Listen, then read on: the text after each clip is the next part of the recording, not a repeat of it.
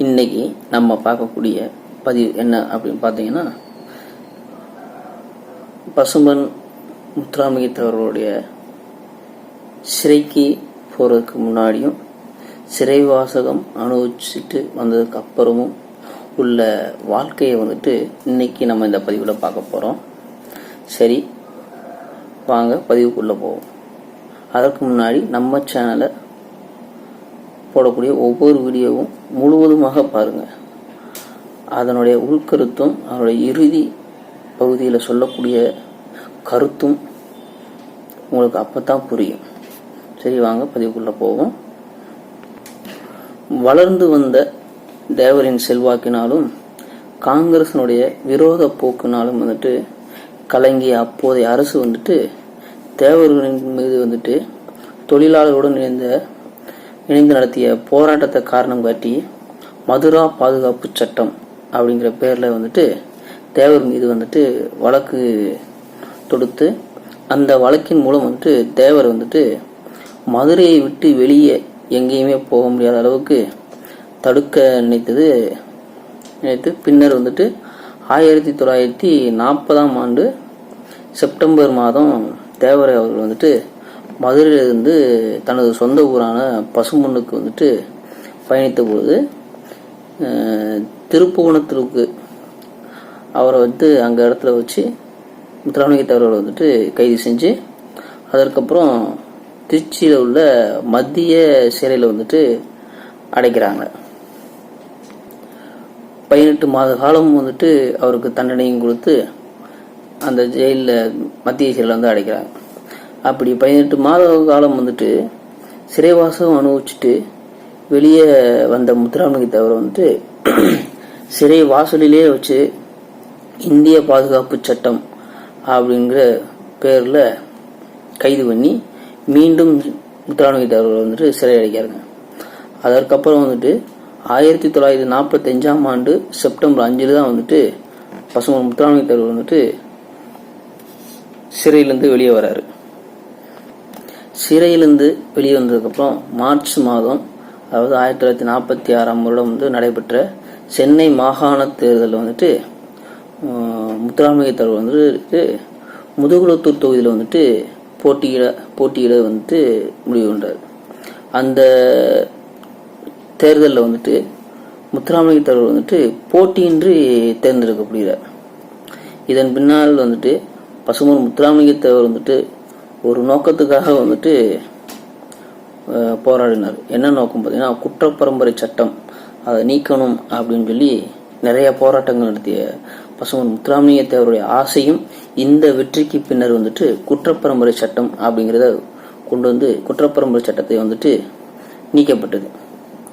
பின்னர் பிப்ரவரி மாதம் 1948ஆம் ஆண்டு காங்கிரஸ் கட்சியுடனான ஏற்பட்ட கருத்து வேறுபாட்டினாலும் காரணமாக பார்வர்ட் பிளாக் கட்சி தனித்து பிரதான எதிர்கட்சியாக இருந்துச்சு.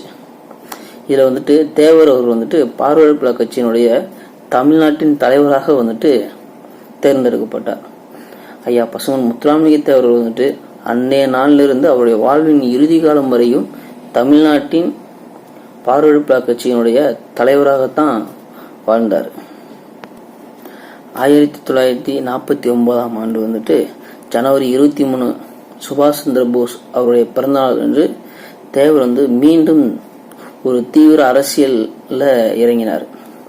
அவர் நேதாஜி என்ற வார பத்திரிகையும் தொடங்கி அதனுடைய ஆசிரியராகவும் ஐயா பசும்பொன் முத்துராமலிங்கத்தேவர் விளங்கி வந்தார். பசும்பொன் முத்துராமலிங்கத்தேவர் மதுரை தமுக்கம் மைதானத்தில் ஒரு கூட்டம் நடந்துச்சு.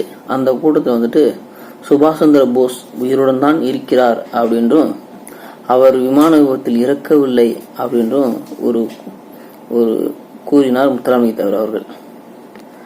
அவரை தாமே சந்தித்ததாகவும் பகிரங்கமாக முத்துராமலிங்கத்தேவர் அறிவித்தார். அதன் பின்னர் தேவர் கிட்டத்தட்ட ஓராண்டு காலம் எந்தவித அறிவிப்பும் இன்றி மறைந்தே இருந்தார். அதுக்கப்புறம் 1950 மீண்டும் பொது வாழ்க்கைக்கு திரும்புகிறார் பசும்பொன் முத்துராமலிங்கத்தேவர் அவர்கள். இப்படி மறைந்திருந்த காலங்களில் அவர் என்ன பண்ணிக்கிட்டு இருந்தாரு அப்படின்னா, தேவர் அவர்கள் வந்துட்டு இந்திய தூதரகத்துக்கே தெரியாம தேவர் வந்துட்டு சீனாவிற்கும் கொரியாவிற்கும் இந்தியாவிலிருந்து யாருக்குமே தெரியாம பயணித்து வந்து கொண்டிருந்தார். அங்கிருந்த சுபாஷ் சந்திர போஸை வந்துட்டு சந்தித்தும் வந்தார். பின்னாளில் வந்துட்டு பார்வர்ட் பிளாக் கட்சியில் ஏற்பட்ட பிளவினால் வந்துட்டு 1948 வந்துட்டு கட்சி வந்துட்டு இரண்டாக உடையது. இந்த பிரிவினை வந்துட்டு தேவர் சார்ந்த பிரிவு மட்டும்தான் இன்றும் நிலைத்திருக்கிறது. அதாவது பார்வர்ட் பிளாக் கட்சியில வந்துட்டு தேவர் சார்ந்த கட்சி மட்டும்தான் இன்னமும் நிலைத்து தமிழகத்தில் இருக்கிறது. 1955 ஆண்டு வந்துட்டு பார்வர்ட் கட்சி வந்துட்டு மீண்டும் ஒரு பிளவு ஏற்படுது. இதுல வந்துட்டு இந்திய தேசிய காங்கிரஸ் வந்துட்டு சகோதரத்துவத்தை வந்துட்டு ஆதரித்தது.